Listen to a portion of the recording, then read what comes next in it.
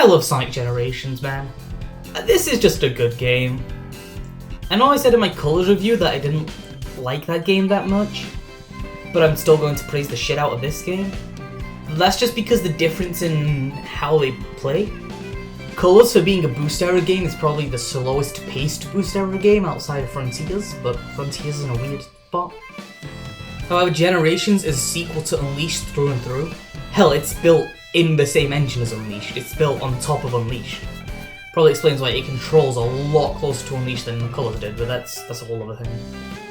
Starting with the plot, it's as simple as last time.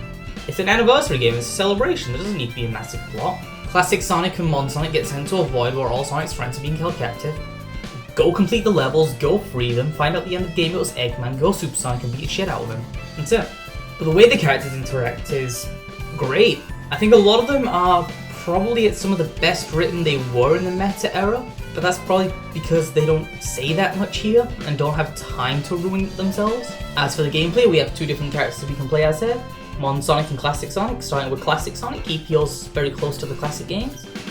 He doesn't feel like he was ripped right out of them and slapped in the modern engine, but close enough for me to not really give a damn. His spin dash is so fucking broken, I love it. And Modern Sonic is just Sonic Unleashed, but what if better controls? Sure, the level is short because this game clearly had less of a budget than Unleashed. But I don't mind that since these levels can be better designed than the Unleashed levels. Multiple different pathways to take, trying to beat your fastest time, the ranking system is stupid easy, oops. Since I don't really have much to say, let's go through the levels, shall we? Green Hill. Great starting level for both characters, it's so addictive trying to get through it as fast as possible. And hell, look, I managed to even break the level like this. I mean, come on, I made it turn invisible. How could you not love this? Chemical Plant. Being the first time Chemical Plant was brought back in a while, it's fucking great, man.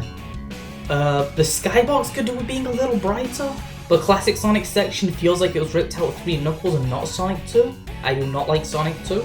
And Modern Sonic's stage has a ton of different alternate pathways if you know where to look. Sky Sanctuary, now this is the game that sold me on Generations when I was first playing it. You know, Green Hill and Chemical Plant, they were good, but in 2011, you know, I was still a young kid, still trying to figure out that how could this be better than Unleashed. I get Sky Sanctuary and it's this massive open level where in your Classic Sonic, they're going about it as if it was a full level taken directly from 3 and Knuckles. But when you play it as Modern Sonic, it feels like it was built for 3D Modern Sonic from the beginning. Of course, here you have the Metal Sonic rival fight, which again, this is back when Metal Sonic didn't need to show up almost every game, so it was a nice surprise, and we're in Stardust Speedway with the music that I consider the definitive Metal Sonic theme song, Fight Me. Stay back and don't touch him when his electric field is out.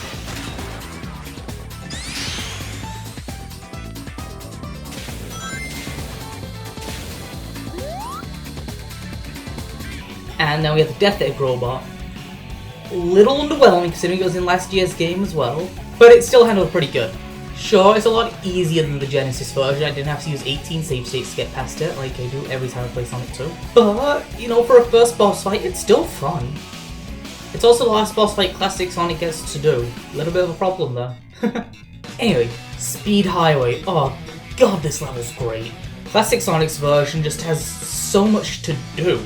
You can take top paths, slow paths, you can go through apartment complexes, you can go through parking areas, it's great. And Modern Sonic's level felt like they took the adventure version and just made it more booster-like. Honestly, I don't see a single problem with this level, and now on Cityscape, Jesus Christ, this level's fucking awesome. Sonic Adventure 2 already had a very linear style of creating levels, so it translates over perfectly to Generations. And in Generations, they even expand it to show more areas of Cityscape we didn't get to see in the original. And in Classic Sonic's version, the gun truck is chasing you throughout the entire level, making it so there is no outrunning it, you have to stay on the move or it will get you. Seaside Hill is the first weird choice out of the stage list that I'd say. Sonic Heroes has so many great levels, I mean we could have used like a spooky castle level, maybe Grand Metropolis, you know we can never have enough city levels in this game. But as a level itself, it's pretty fun. Classic Sonic gets to play around with a lot of the water gimmicks of the Classic Sonic games. And it's perfectly fine. It's perfectly good. I see no problems here. and modern Sonic's versions blend together Seaside Hill and Ocean Palace, which is exactly what I could have asked for. Even the music itself blends in. Now for the rival fight of this era, it was gonna be nobody else but Shadow. And this is great, this felt like the Sonic Adventure 2 fight, if it was fully realised. Because that original fight in Sonic Adventure 2 was a little but this boss fight, it's great! If you let Shadow win, all Hill Shadow starts playing, he starts pelting Chaos Spears at you. Shadow got an energy core! Watch out for his attacks!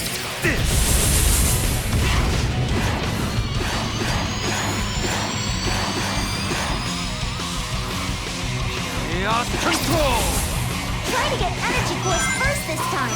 Use Boost to get ahead of him! But if you collect the orb you need to run around and collect, then you get to chase him while Live and Learn starts playing and you slam into asteroids to send them flying into him. It's awesome! You got 2 cores! Charge into a meteorite to knock it at Shadow!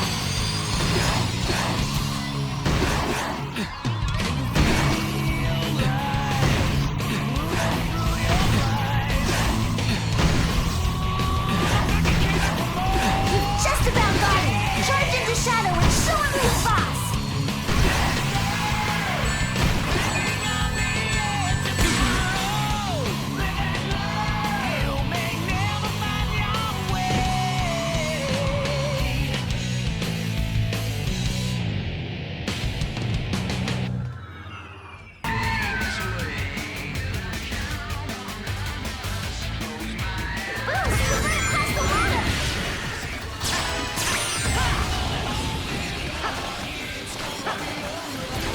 And now we have Crisis City. I thought this game didn't exist, Sega. All jokes aside, this might be in the contending for my favourite level.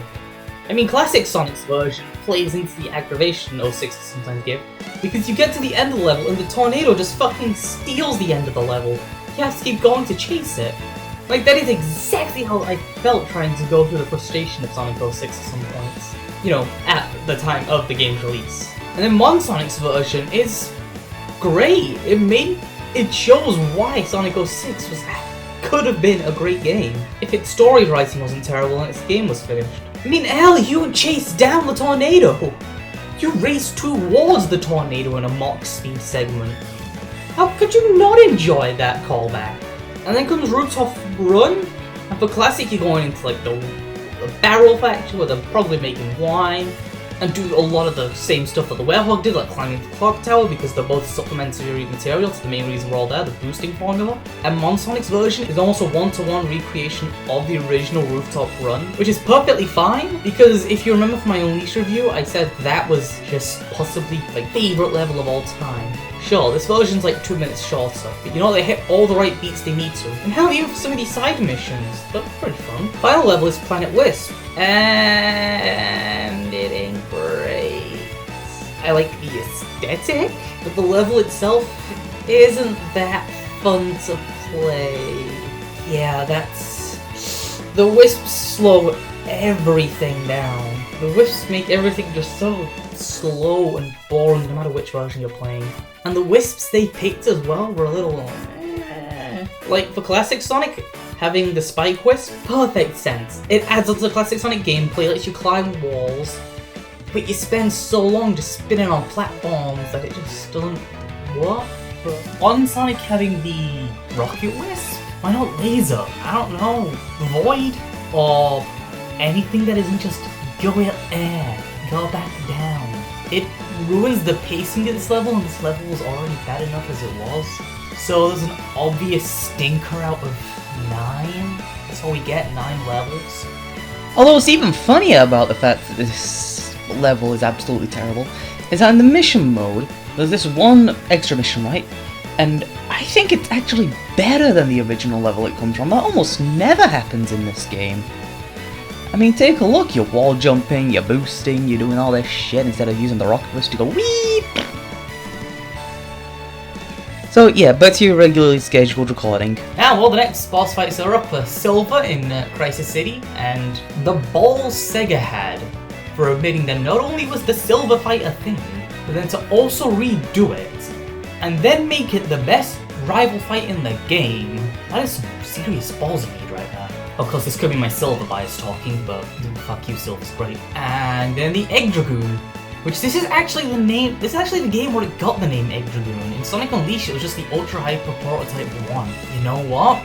For having tried to transition the Egg Dragoon boss fight from the Werehog to Mon Sonic, they did a fantastic job. Like, if you look out of the windows, you can see Eggman land off in the distance and we're on a floating chunk of Earth. But Eggman's just trying to do his damnedest to beat you, shooting out everything he's got at you, slamming down near you, and it's just great. And then the final boss fight. This is probably the worst final boss fight in Sonic game history. Well, main game history. Okay, except for Frontiers, and Forces, and Lost World, and Shadow. Anyway, this boss fight is a clunky mess where nothing ever seems to work right. I spent like 10 fucking minutes on this in my playthrough, I think. But that being said and done, and as the credits are rolling here, it's a fun game. This game is good. There's nothing else to say. It's a fun game, a great celebration, and a perfect way to end the Xbox 360 PS3 era. Man, I sure can't wait to see what they put out on PS4 and Xbox One. I sure hope some random Nintendo console doesn't come in and ruin everything for everyone. But until next time, take care guys. Bye!